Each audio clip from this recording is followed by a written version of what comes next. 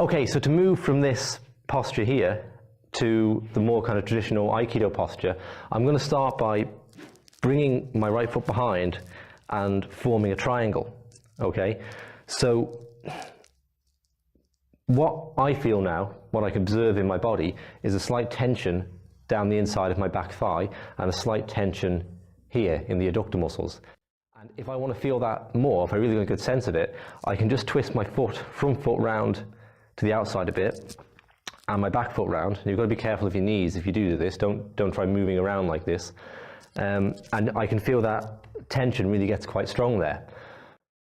So this posture, it obviously has a certain strength to it if on this forward line. If I know my assailant is coming down the forward line right at me or coming down this line right at me, I'm quite strong. Actually, Dave, if you would lose a sword, and so if Dave grabs my wrist and pushes in, I'm quite solid down this line now.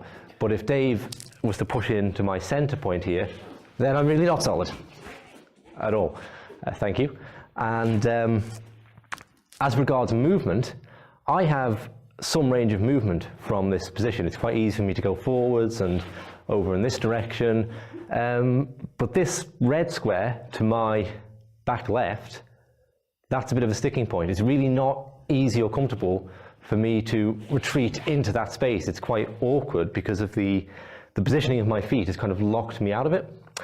So what I'm going to do from being in this triangular posture, which I think does have its virtues for learning, and having that, you know, developing solidity down one line first and then loosening that from there and having a more dynamic posture, I'm just going to move my front foot, left foot in this case, in slightly off the line, and my back foot, I'm going to take that in, bring my weight onto the toes slightly, and have about 12 inches apart. That's 30 centimeters for the Europeans in the audience.